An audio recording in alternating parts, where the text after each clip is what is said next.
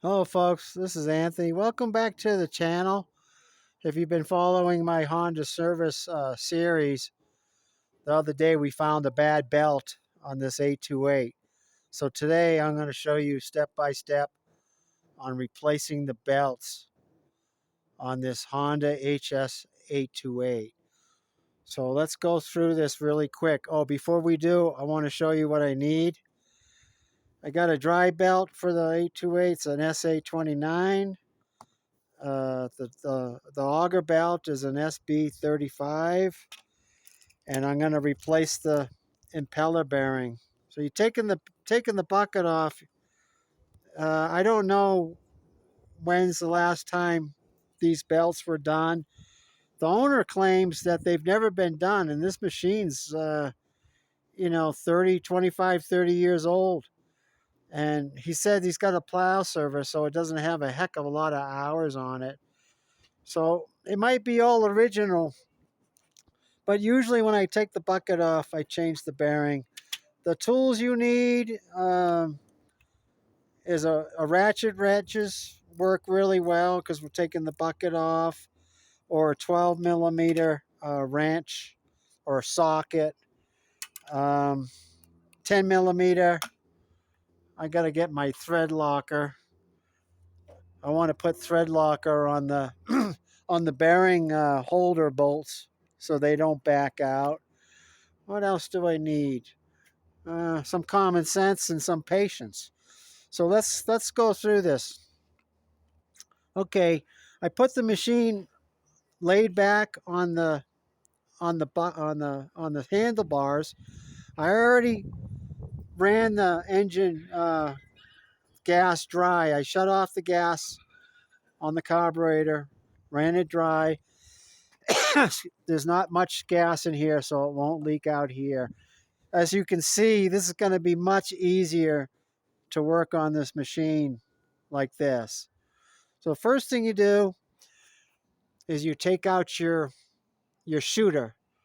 Now it's held in with a 12 millimeter nut. So loosen that nut up and then it just pulls out. You pull it out of the way, okay? Your belt cover is 4 bolts, 2 on this side, 2 on the other one. Remove them. Yank that out of the way. I like to take the chute off. It's not necessary really, but I do. It just gives me more room to work in. Gives me a better handle on the bucket. You got 3 keepers with the 12 millimeter bolts. So I take that off. I've done this about 100 times or more, and I've made a lot of mistakes. So you folks are going to learn from my mistakes. This is your bushing, your chute bushing. You can keep it on. Here's a belt guide. A lot of people take this off. It's 2 bolts, one down here. I just leave it on. I just pry it out a little bit so I can take the belt off, and then I pound it back in with a rubber mallet so it's straight across, perpendicular. Never had a problem doing that. Okay, the next thing you want to do is take out your augers. Now this is a perfect opportunity to service your augers. We got a separate video on that. But you got to take out your augers and your impeller so that you can replace the bearing, the impeller bearing. So I already removed the impeller shear pin, okay? You've got 4 bolts on each side. I'm going to take those out. I do a lot of this beforehand. I'm actually showing you what I do, but I'm trying to save time. I don't want this video to last an hour. Okay, so I use my trusty magnetic tray so I don't lose anything. Take out my end bolts. Now let me say something. This is for the hydrostatic models where you can pull the augers and impeller out without removing the bucket. on this old 80, if you got an old 50, 55, 70, or 80, unfortunately, if you're going to re remove the augers and impeller, you have to take the bucket off first. So that's an exception to the rule. But this job will work on HS 624, 724, 828, 928, 1132, and 1332. Now on the HSS models, it's pretty close to the same thing. There's a little bit of differences, but it's pretty close. You're going to get the gist of it. Okay, I took out everything from the sides. I took out my impeller bearing. Now I can pull it out. And like I said, it's a good opportunity to take your augers off and clean the shafts and everything. And if you want to do that. Now, okay, now you take your bolts out. You got 10 bolts. You got 3 on each side, 2 on top, and 2 on the bottom.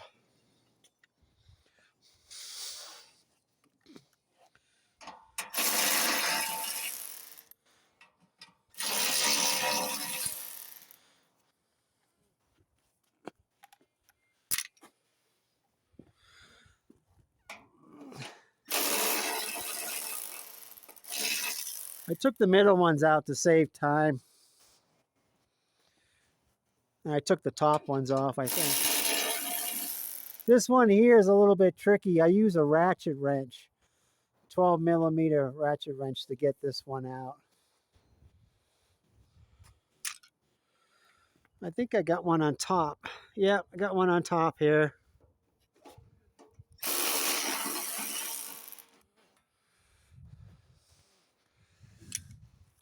And I've got this long ratchet wrench, which comes in handy on these the middle ones and the bottom ones here. You can't get a socket in there.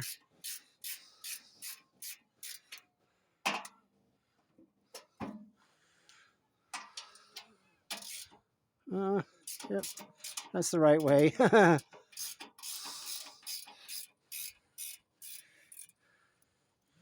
Okay, so now I got all 10 out.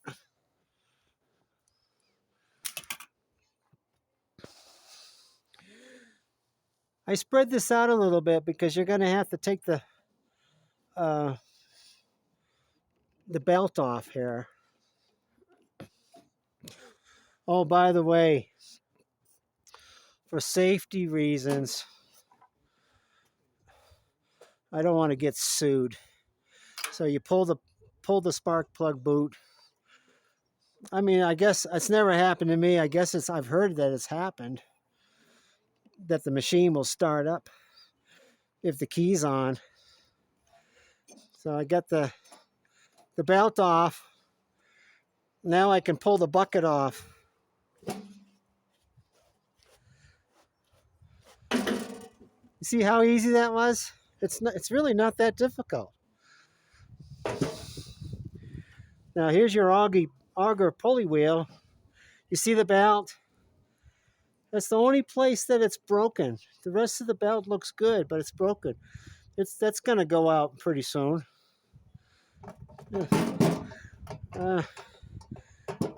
Won't come out. All right. Gonna need a little bit of persuasion here.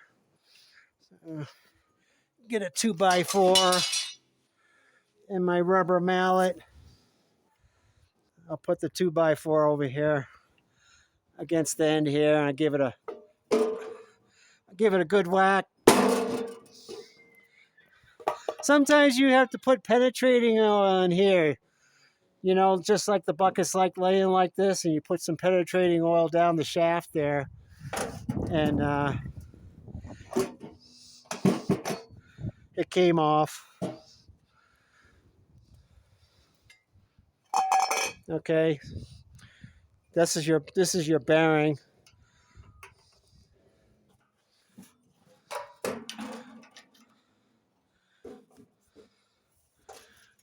I already loosened these up,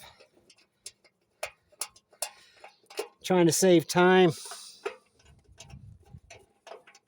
I'm sure you don't want to sit here for a half an hour watching me unscrew everything.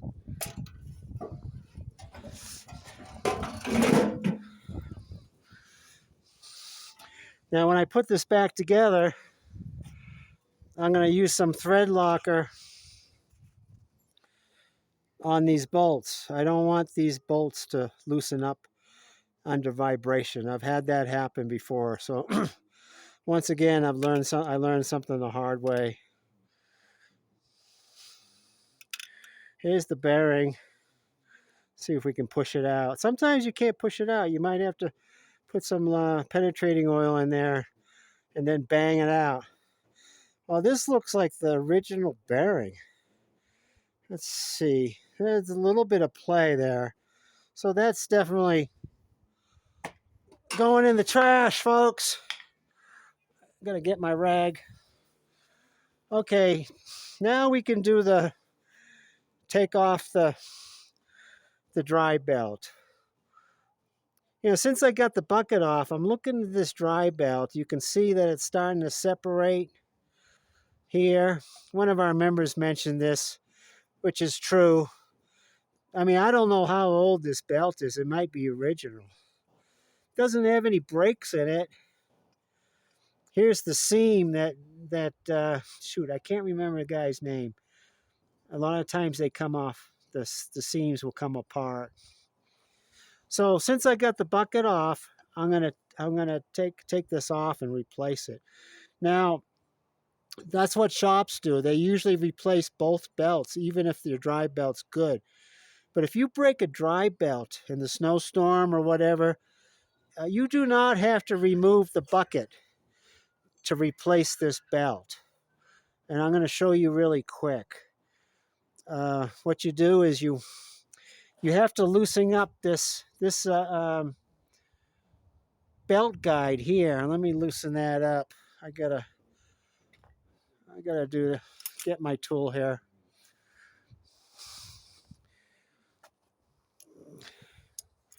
It's a lot easier replacing this belt with the bucket off. A lot easier. It doesn't really take too long with the bucket on. I'll show you in a second how I do it. But I loosen this up so I can spread out the bottom here, and then I can take the belt off. Okay? And the belt comes right off. Now, if you have to leave the bucket on, you got an emergency. Here's the bottom belt guide. It goes right, I don't know if you can see this. It goes right there. Holds the dry belt on. You got to remove it. So you put the machine up on its nose like I have here. You remove this belt guide, and you can remove the dry belt, you see. And then what you do,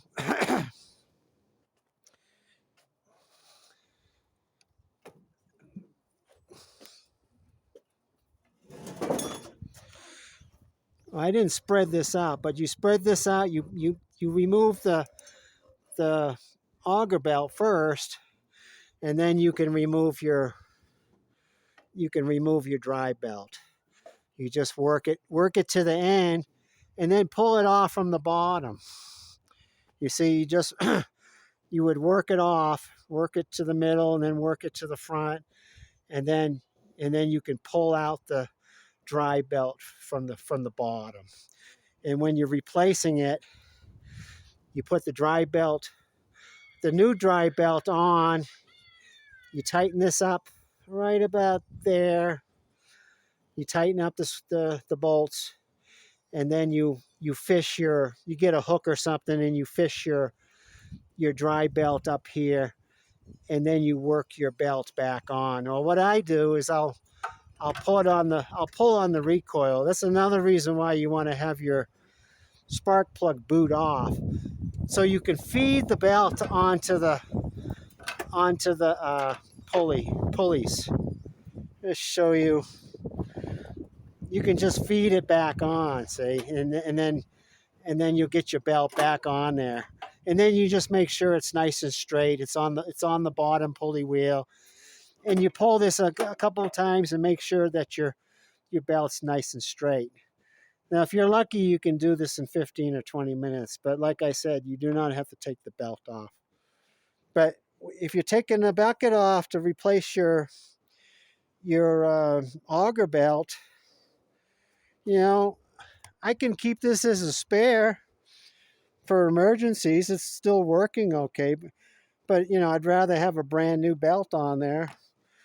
So we're going to put the brand new belt on. Let me show you. Put it down here. You feed it through here first.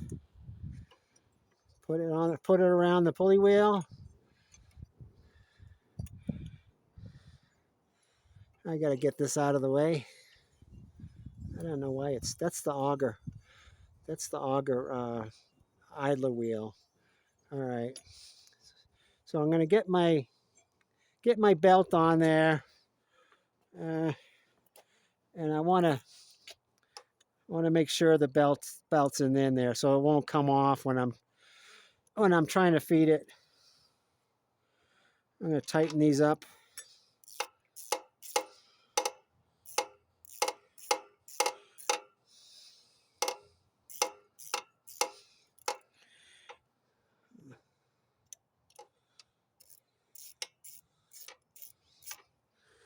I want it a little bit closer. I'm going to loosen this up a little bit. I want it a little bit closer. Come on, get up there.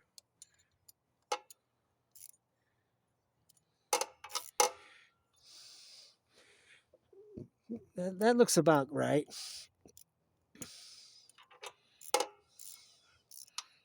Okay. Tighten that up. So now your belt's on there good. Oh, excuse me. All right, it's on the bottom. Now you can put it around the top.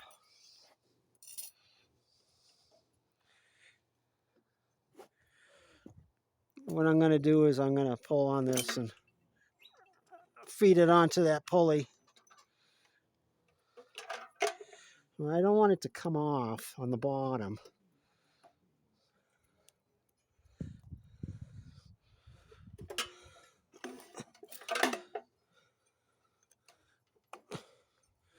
It's coming off on the bottom, isn't it, folks? Oh, dang it. See, even though I've done this 100 times, it's still, sometimes, you know, it takes me a little bit longer. I got to get in there.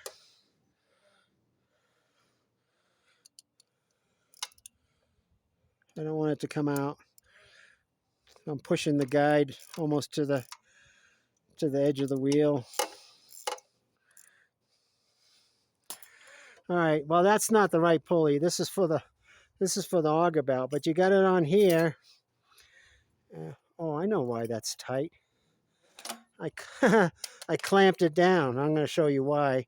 And then you can put it in the middle one. I mean, in between. And then you feed it. You start feeding it onto your belt pulley, and it goes right on. See? Now you use the drive handle. It's nice. It's on there nice now. So that's when it's applied. Okay, so I got the drive belt on, and the reason why I clamped this back, I'm going to show you a very, very common mistake that people make when they put the bucket back on. It's not clamped back, and what happens is that the brake goes on the inside of the pulley wheel. And then they're telling me, oh, there's all kinds of screeching noises and the belt's not stopping. And I says, well, that's why you want to have this clamped back. So when you put your bucket back on, the brake is on the outside of this wheel. And what it does, it breaks your auger belt. to break your augers. I see this all the time where it's on the inside and it's just scraping when this wheel is turning. This will get all damaged. This will all get damaged, over time. Some people just leave it on. So anyways, okay, now we got the dry belt on. I got to replace here's my bearing, impeller bearing. This is a 6004 2RS, 6004. I got to get it in here. All right. I'm going to put some thread locker on these little guys. Now, a lot of people say, well, what kind of thread locker? I only have red. You can use blue. I think it was blue was the original on this. You don't want these to back out.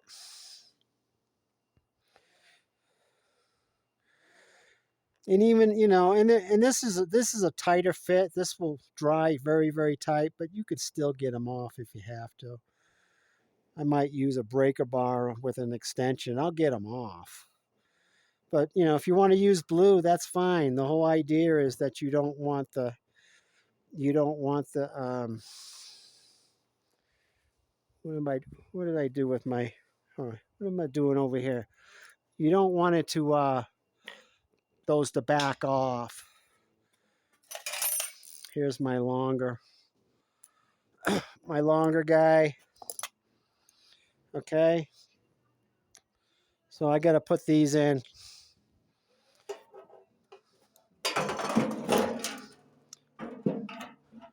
Now I got to do this in real time because I want to put this bucket back on. I could take a shortcut like I have in the past. You line up your hole here. Let's see.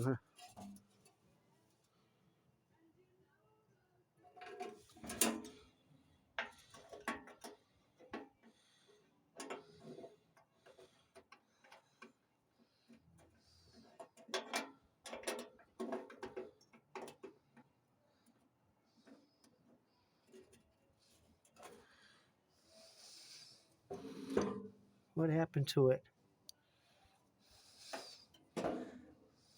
Gosh dang it. Oh, here it is. It fell off.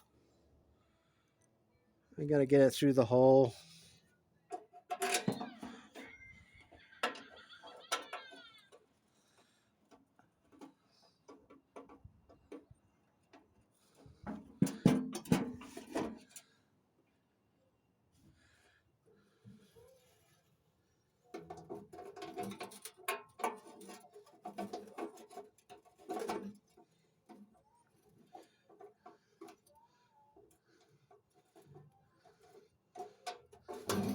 Come on. Okay, I got that one started. Of course, it's usually a lot easier when I'm not under pressure. All I want to do is start them.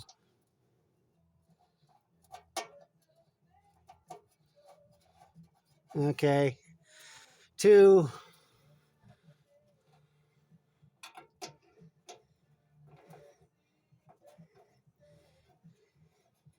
I hope you're seeing all this. All I'm doing is starting the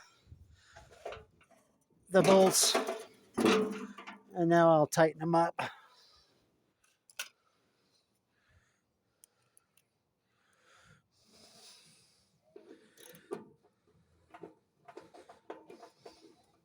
Snug. Snug. All right, now I'll tighten them.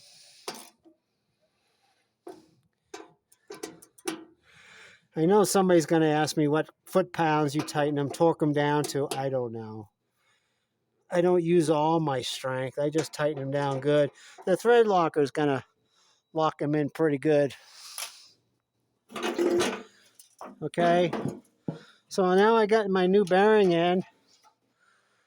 What I did beforehand is I cleaned this shaft. I cleaned this shaft and I put some anti-seize grease on it. So here's my new belt, SB35 for the HS828. And I'm gonna, you see these right here? These are belt guides. Normally you just leave them alone. They've already been set. Okay, so you put your pulley wheel on and your belt on. Now, if you want to, this is what I usually do, but I'm not going to do it to save time. You can put your impeller back in, and put your impeller back in, and put the impeller pin in there. It's just, for me, it's just easier to do that, to do it now. But I'm going to show you now. You put it back on.